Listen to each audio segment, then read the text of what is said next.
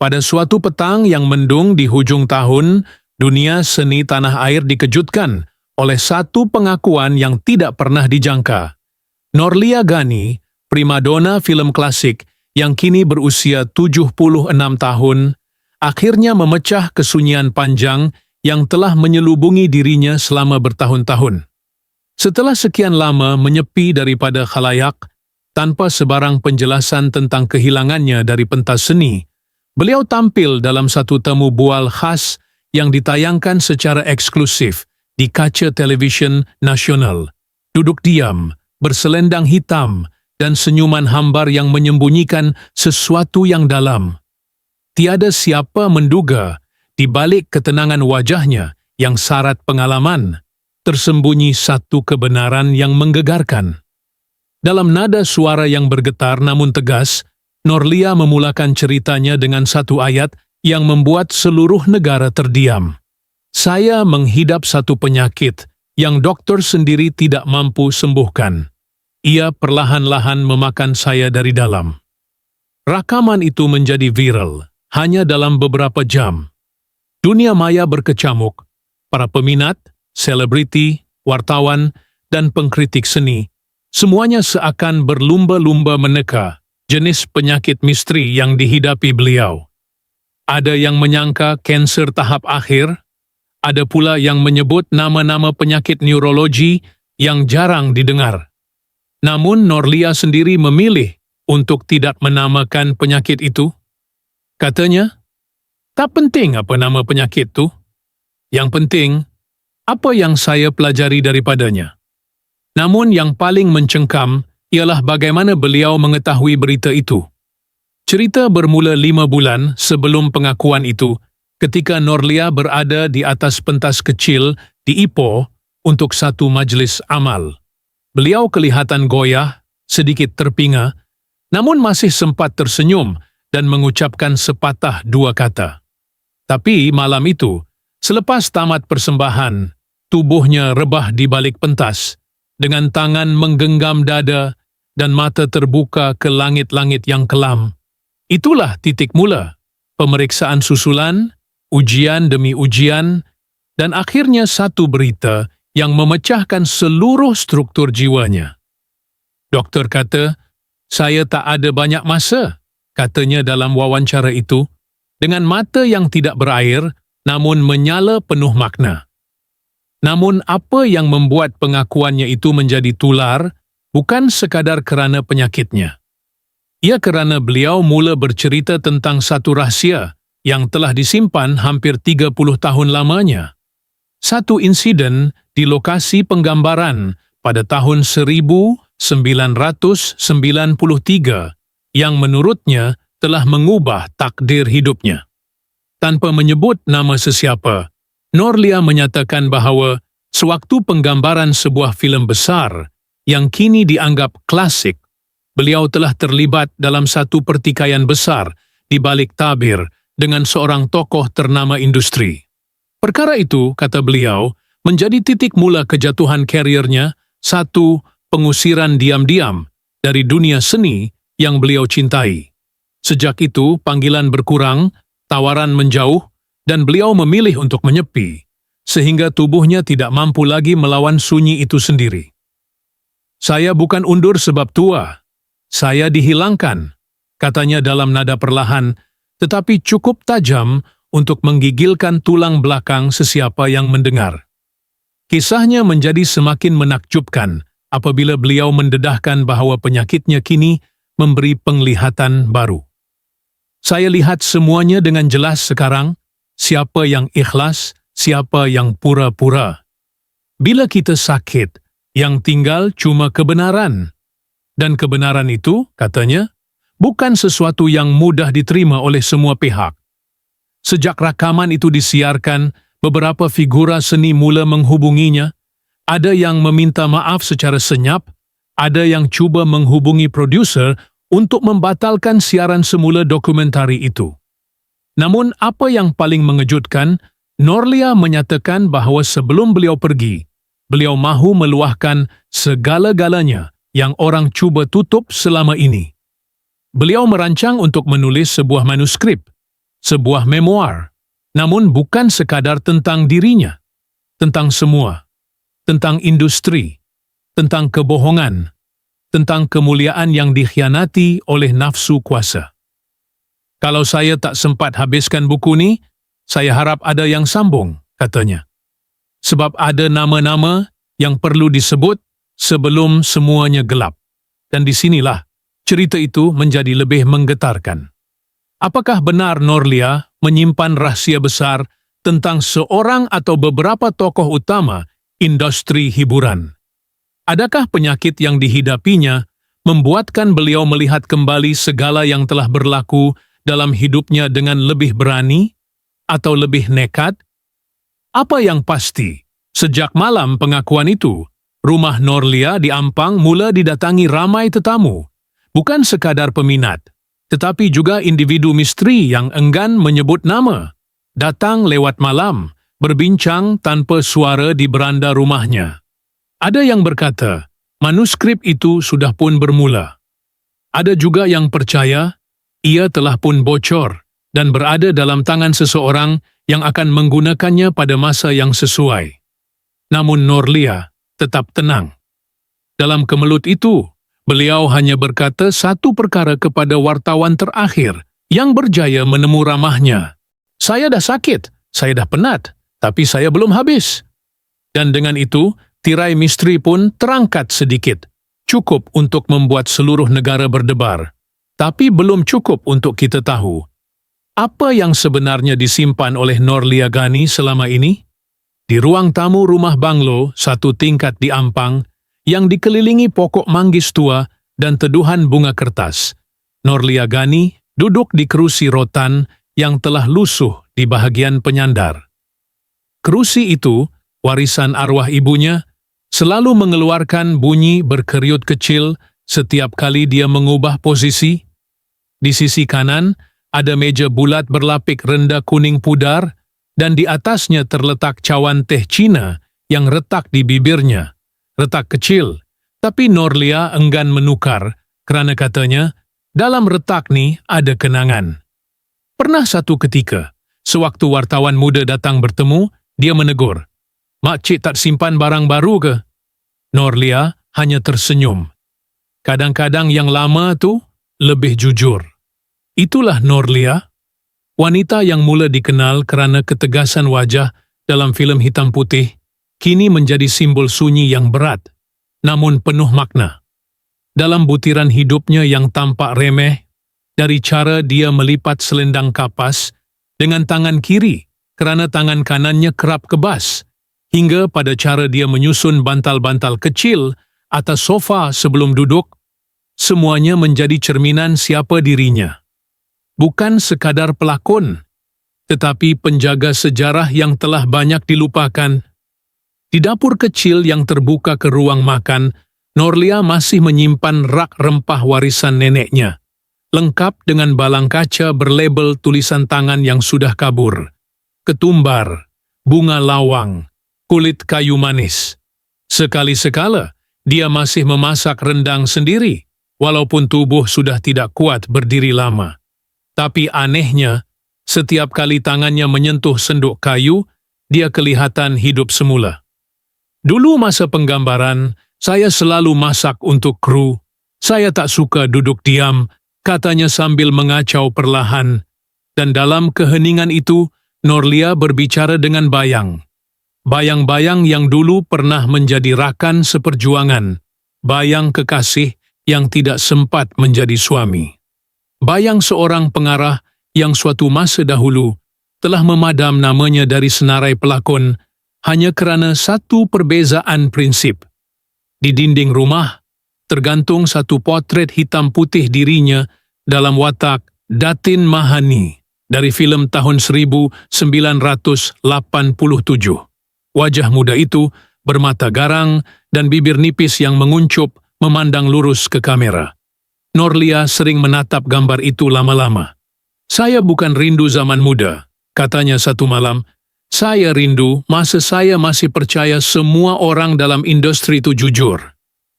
Ada malam-malam tertentu, Norlia akan duduk menghadap jendela, ditemani hanya lampu meja kecil dan seekor kucing tua bernama Tompok, seekor kucing terbiar yang diselamatkan semasa hujan lebat 3 tahun lepas. Norlia berkata, Tompok faham derita orang tua yang tak didengar. Setiap kali dia batuk kuat, batuk yang dalam, serak dan kadangkala berdarah, Tompok akan memanjat ke riba dan baring diam.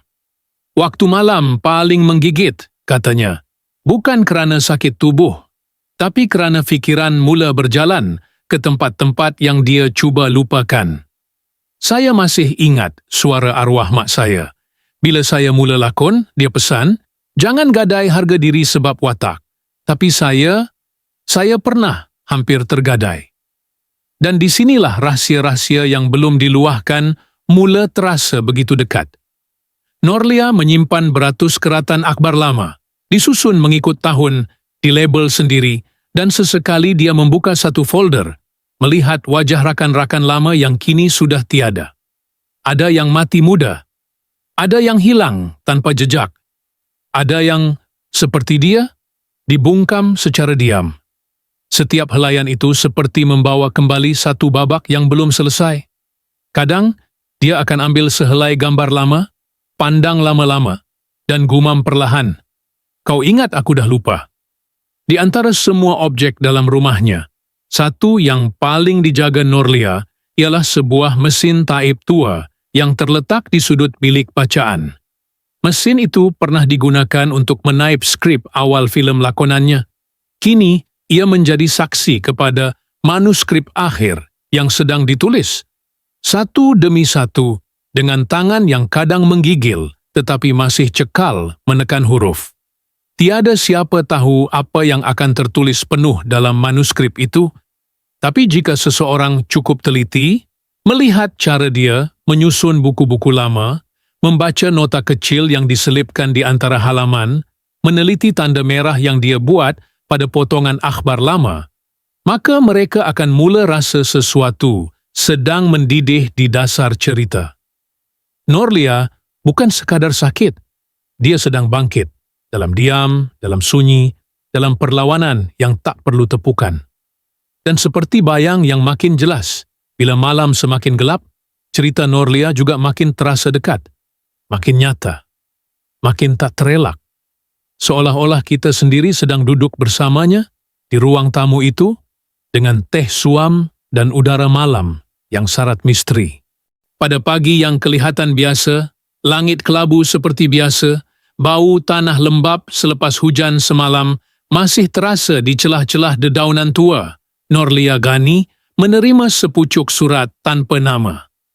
Dimasukkan ke bawah pintu, surat itu tidak berpenutup, hanya sehelai kertas kekuningan dengan tulisan tangan halus, seperti ditulis oleh seseorang yang sangat berhati-hati, sangat mengenali dia.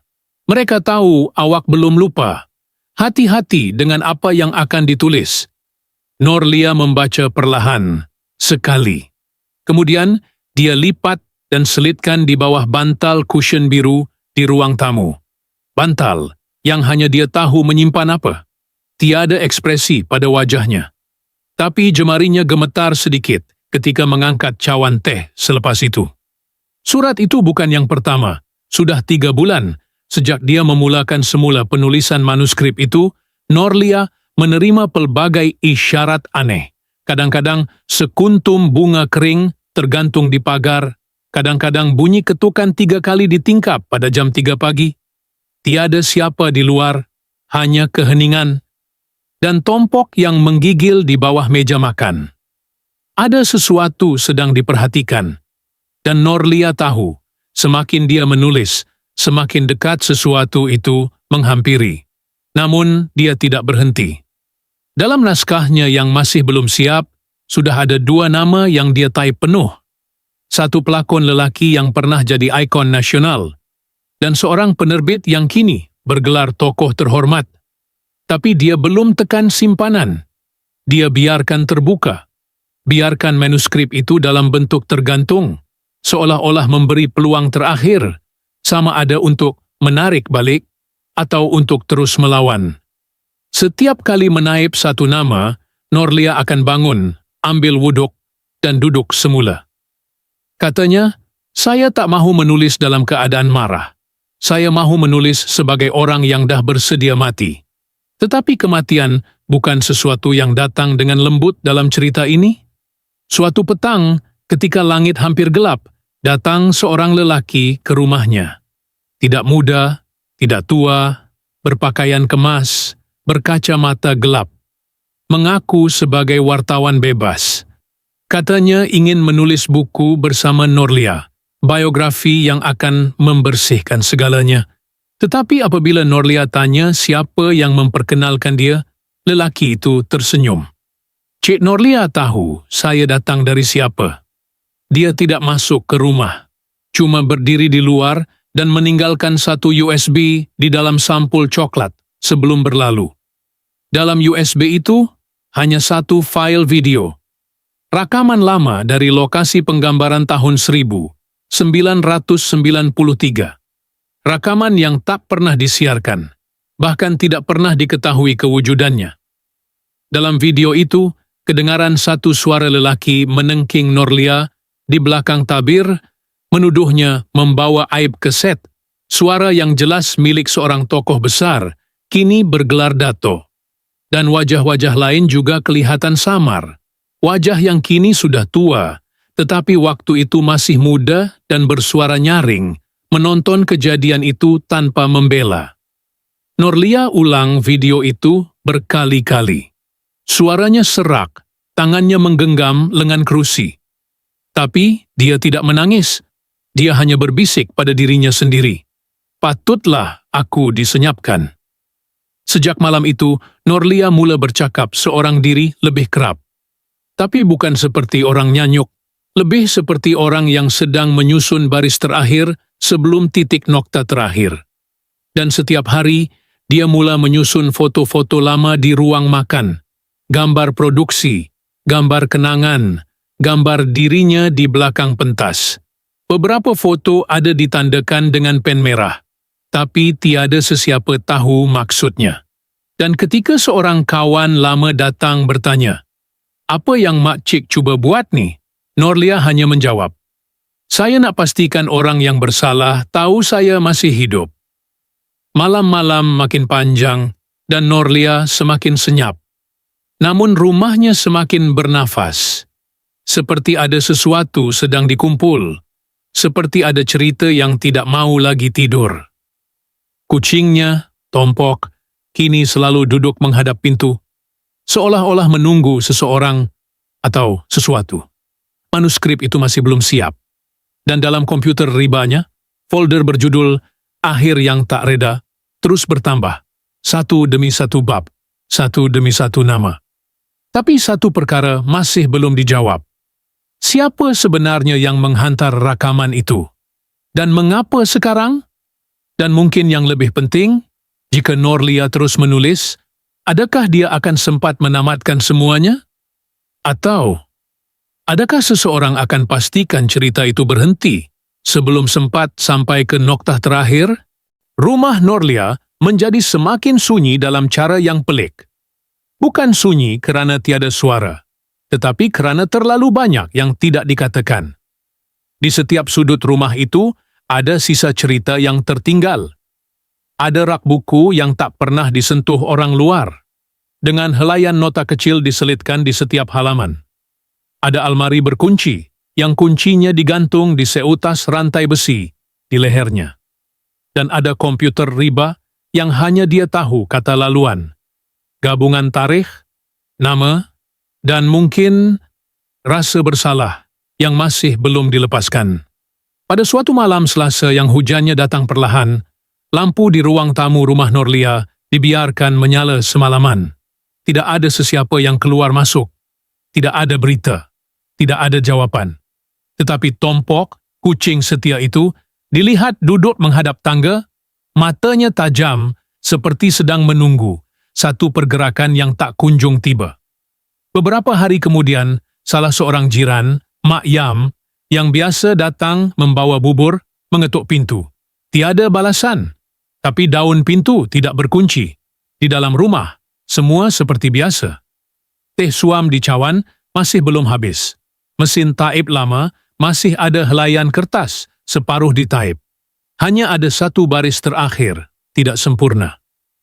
Dan kalau aku pergi tanpa sempat menulis semua, mereka akan tetap menulis semula sejarah itu atas nama kemenangan palsu. Mak Yam memanggil beberapa kali, tapi Norlia tidak menyahut. Dia tidak di dapur, tidak di bilik tidur, tidak di belakang rumah. Tiada bayang, tiada nota perpisahan, tiada petunjuk sama ada dia keluar atau disembunyikan. Yang tinggal hanyalah kehadiran, terasa dalam perabot, dalam bau minyak wangi lama yang masih terapung di udara, dalam helaian gambar yang masih tergantung sangat sedikit di dinding. Dan dalam komputer ribanya, manuskrip bernama Akhir yang Tak Reda. Kini terkunci semula. Tidak dapat dibuka tanpa kod baru. Seseorang telah mengubah kata laluan. Wartawan, sahabat lama, juga beberapa pelakon generasi baru mula datang ke rumah itu. Ada yang ingin menulis kisah. Ada yang ingin menafikan. Ada yang ingin memelihara warisan seni. Tapi tak ada seorang pun yang tahu benar apa sebenarnya sedang berlaku di balik diam Norlia. Tiada pengumuman rasmi, tiada siaran media, tiada tarikh kematian, hanya kehilangan. Dan dari situ, pelbagai cerita mula muncul. Ada yang mengatakan Norlia pergi ke luar negara untuk mengubati penyakitnya secara senyap. Ada yang percaya dia dilarikan kerana terlalu dekat dengan kebenaran. Ada pula yang mendakwa dia masih hidup, menulis di tempat rahsia, menunggu masa untuk meletupkan segalanya. Yang pasti, tiada kepastian. Di rumah itu, bayang dirinya masih terasa. Seolah-olah dia baru keluar sebentar, membeli roti di hujung jalan, seolah-olah dia akan kembali, menyambung semula apa yang belum ditamatkan, tetapi hari berlalu, minggu berlalu, tiada khabar. Dan kita pun bertanya, apakah Norlia telah menyerah? Atau dia sedang menyusun sesuatu yang lebih besar, sesuatu yang hanya akan meledak apabila waktu sudah cukup tua? Di luar rumahnya, daun-daun manggis mula gugur satu persatu, membentuk karpet kecil berwarna coklat tua. Tompok masih duduk di anak tangga, mata terpaku ke arah jalan. Sunyi, tapi bukan sunyi yang mati. Lebih tepat, sunyi yang sedang menunggu sesuatu.